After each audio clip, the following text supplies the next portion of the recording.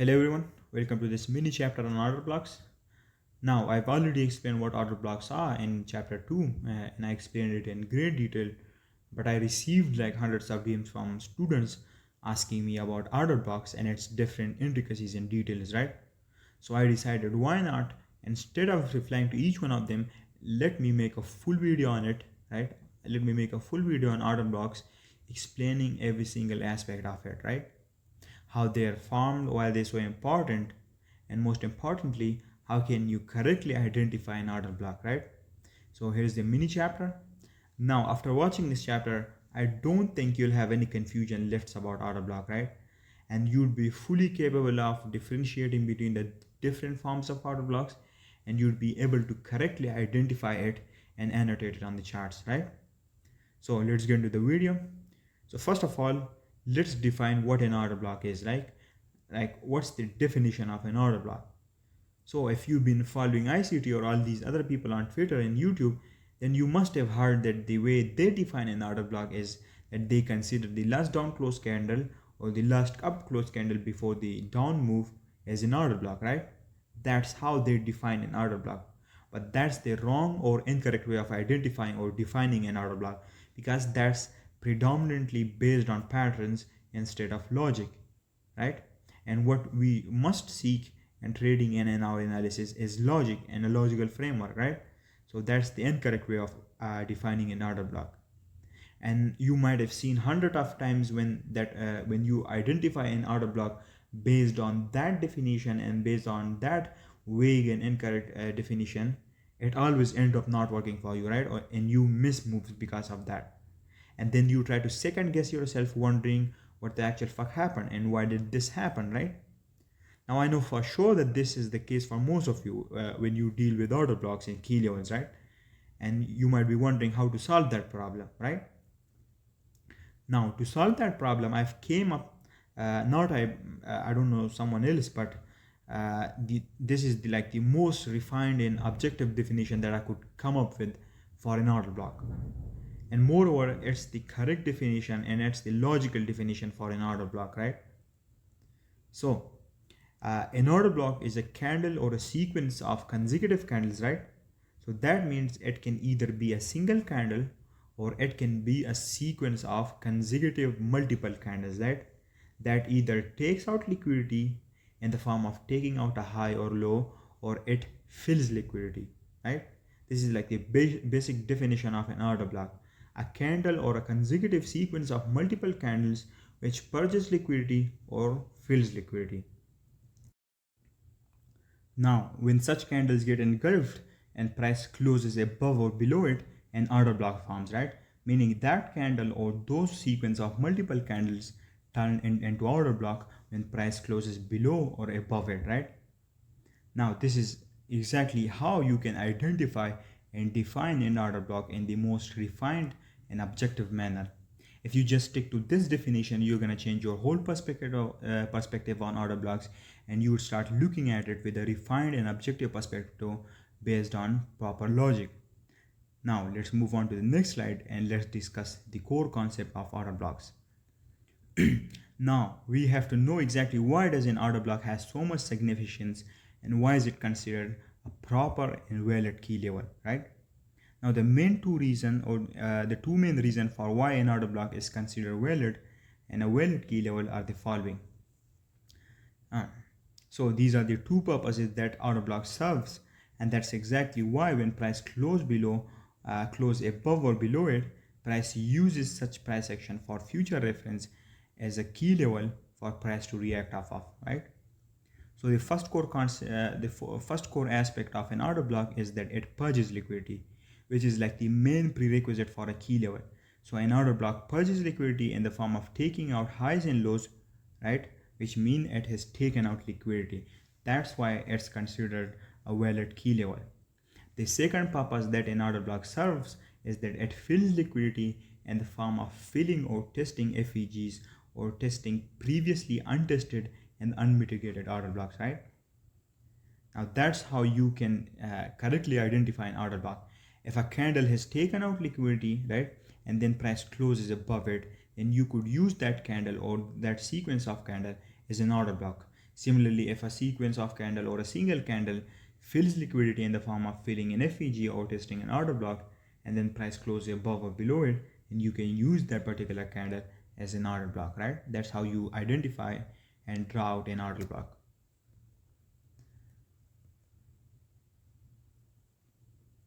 So these are the two main things that an order block does, right? Now it doesn't have to do both of them, right? But it has to at least do one of these things. It must do or does either one of these things to be considered a valid key level in a valid order block. Now let's move on to the next slide to see some examples of how price purges liquidity and how an order block forms. So right here you can see that we've got this range low, right? And beneath this low lies liquidity, right? As we all are aware of, right? We know that above highs and below lows lies liquidity, right? Now what happens is that price comes down below and purges this low, meaning it purges liquidity or takes out liquidity, and it does it with these sequence of consecutive candles right here, right? This particular candle right here is the exact one that purges the liquidity and takes out the liquidity, meaning it takes out the low. But then also the next two candles with it also plays a role in purging liquidity. So when price close above these candles, we would regard this sequence of candles as an order block. Now you can see what happened is that price went above and closed above these candles with this particular candle, and now these candles are considered a valid order block, right? Because they've done and followed the two main important rules for an order block. First of all, it purged liquidity in the form of taking out and purging below this low, and then second of all, price closed above it, so this is a valid order block. Let's move over to the next example. So right here you can see that we've got this range high, right? And what happened is that price purged that high with this particular candle, right? Meaning this particular candle right here purged liquidity and took out liquidity in the form of taking this high. Now when price closes below this candle will become a valid bearish order block. And you can see right here, price closed below it and then it tested this bearish order block and reacted to it explosively, and price expanded lower again, right? Let's move over to the next example. So right here, first of all, you can see that with this candle right here, we took out a low to the left and we purged liquidity by taking out that low, right? Now you cannot see that low on this chart, but I've drawn out this high, this low right here, and you can see that price went below that low and purged it, and now when price closes above it, it will become a valid bullish order block, right? And that's exactly what happened. Price closed above it and then it came down to test it and then reacted off of this order block.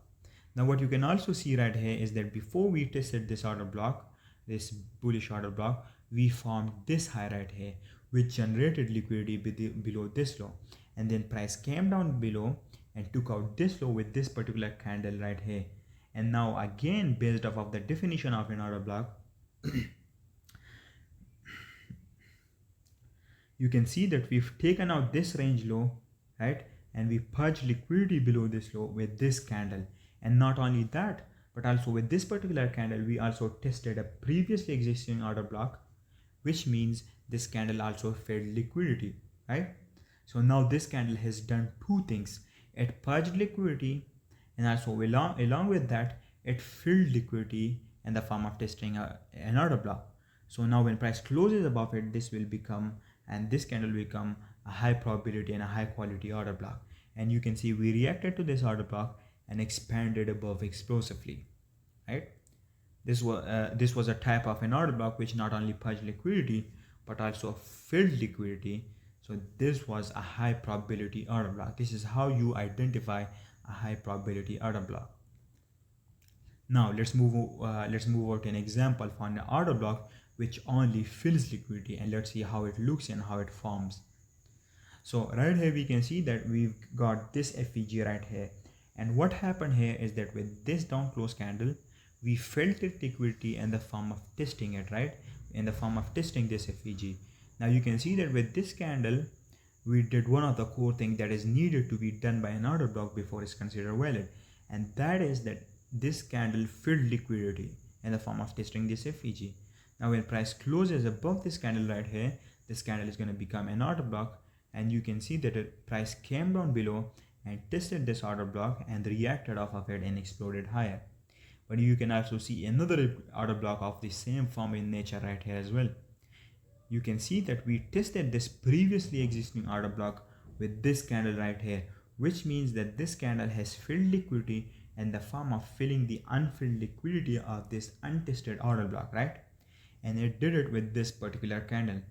So that means now when price closes above this candle is going to become an order block, and price is going to test it and react to it, right? And that's exactly what happened here.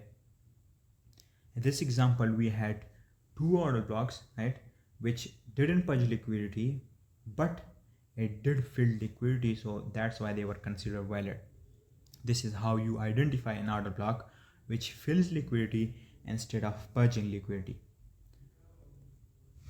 Now here's another example. We've got this order block right here, and you can see there's proper logic and reason behind why this candle is considered an order block, right?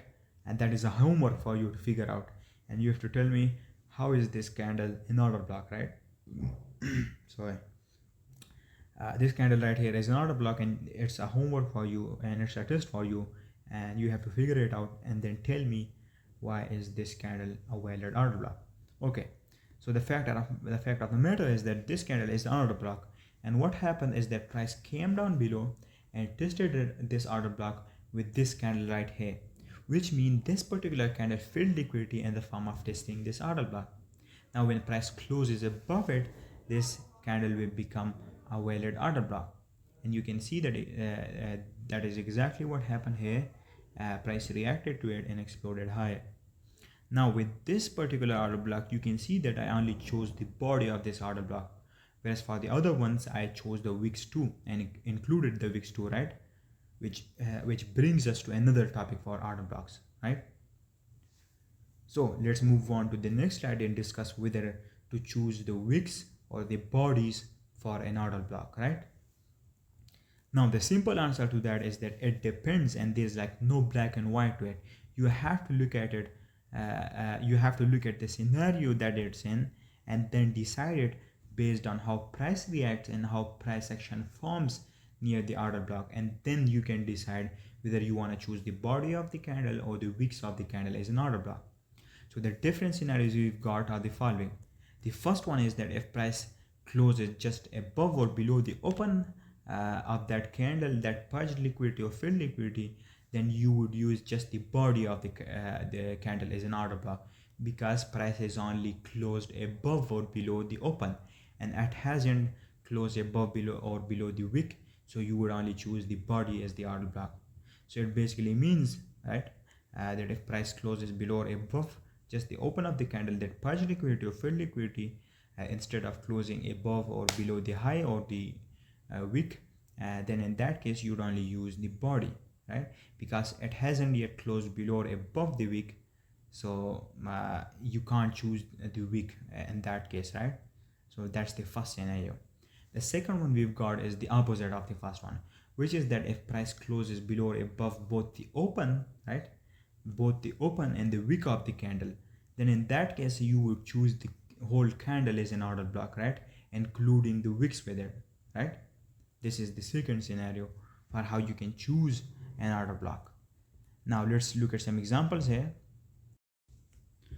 So here you can see that this candle purged liquidity and then price closed above it, but it only closed above the body or the open of the candle, right, and not the wick.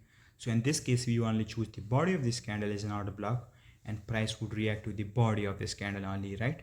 And you can see that's exactly what happened, right?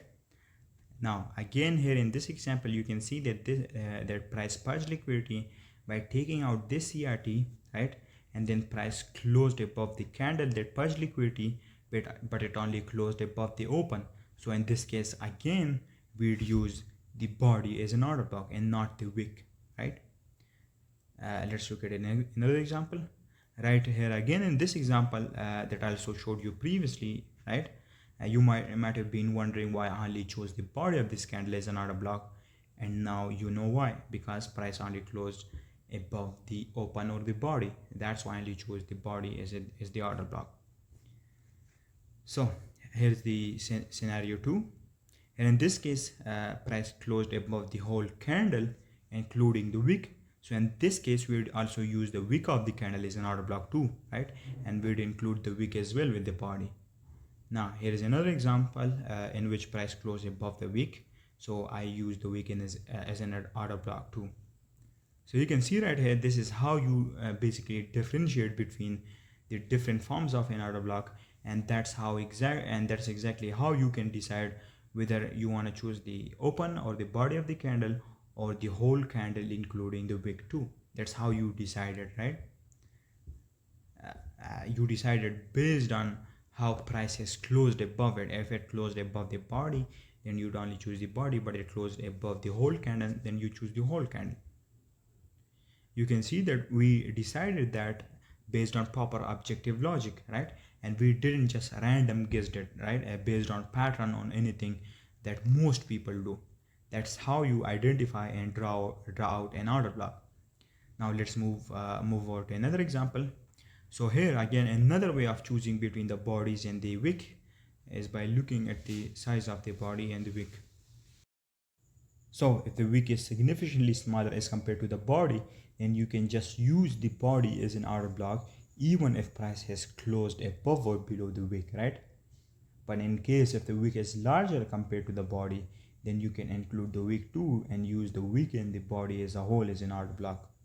Now it's up to you whether you want to choose between the wick or the body based on this approach that I've given you or based on the one that I gave you before, right? It's completely up to you.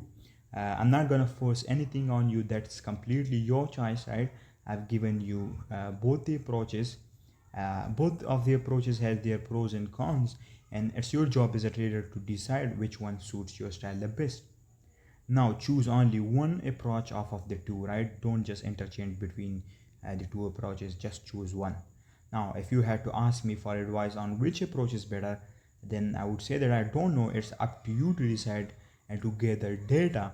But if you ask me which one I choose personally, then I'd say that I choose the first approach because that one is more objective and that one is based on logic. Now let's look at some examples here. You can see that the wick of this order block is comparatively smaller as compared to the body, and even though price closed below the low in the wick of the candle, you could choose the body because the wick is comparatively smaller. Another one we got here is is this example right here. In this case, you can see the wick is larger compared to the body, so you're going to include the wick too as an order block. That basically sums up order blocks, and this video explained everything about order blocks and different details. I hope you enjoyed it, and hopefully you've made notes.